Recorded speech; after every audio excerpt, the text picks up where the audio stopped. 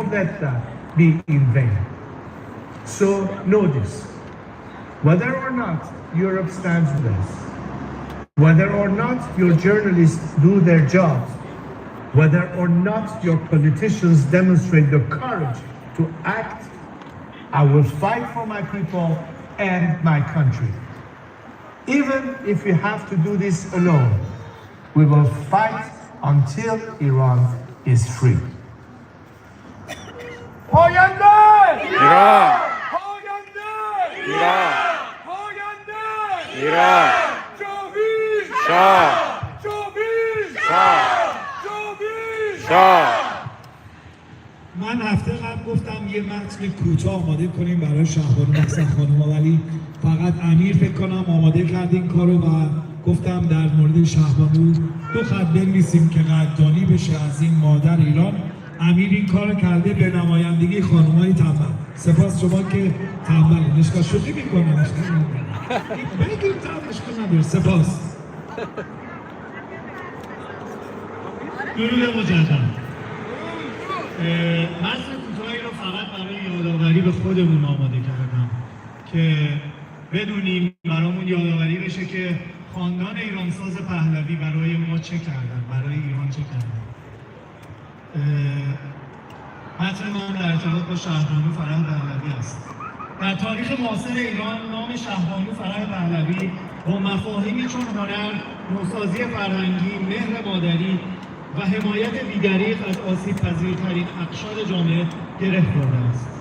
او نه تنها نماد وقار و زیبایی، بلکه معمار نهادهای پایداری بود که هویت فرهنگی و اجتماعی ایران مدرن را شکل دادند. میراث شهبانو فرح پهلوی در 3 محور اصلی هنر و فرهنگ، آموزش و رفاه اجتماعی و عنوان شهری در جای مانده است.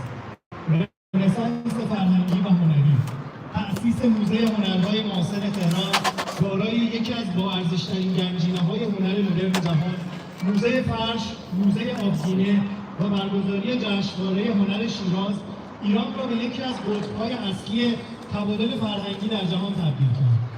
نهادینه‌سازی ادبیات و اندیشه، بنیانگذاری کانون پرورش‌فکری کودکان و نوجوانان که نسل‌هایی از برجسته‌ترین هنرمندان، نویسندگان و سینماگران ایران را پروران و کتابخوانی را به دورترین نقاط کشور برد.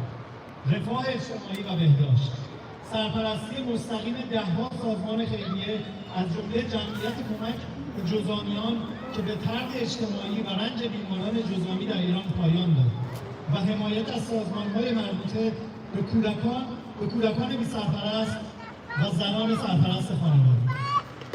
میراث معماری و شهری، حمایت از معماران جوان ایرانی و نگهداری از بافت‌های تاریخی کشور.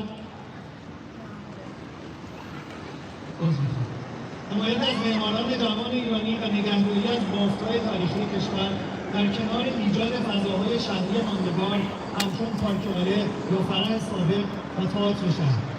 شهبانو فرح پهلوی با تلفیق اصالت ایرانی و نگاه پیشرو به آینده چهره‌ای از ایران به جهان ارائه داد که در آن هنر، انسانیت و مدرنیته در کنار هم می‌بالیدند.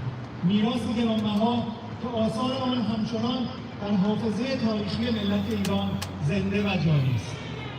زنده و جاوید باد سلسله پهلوی، زنده و جاوید باد سلسله پهلوی، زنده و جاوید باد سلسله پهلوی.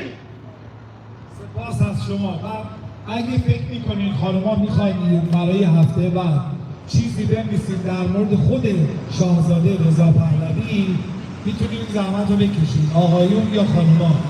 2 خط در مورد خود شاهزاده بنویسید که هفته بعد بیاید اینجا ما رو بخونیم یا خودتون بخونید. ناهید عزیز میخواد بیاد حرف بزنه، بیا اینجا دور باشه.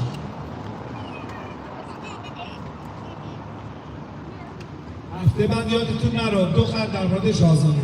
ببینم کیا اینو می‌نویسن.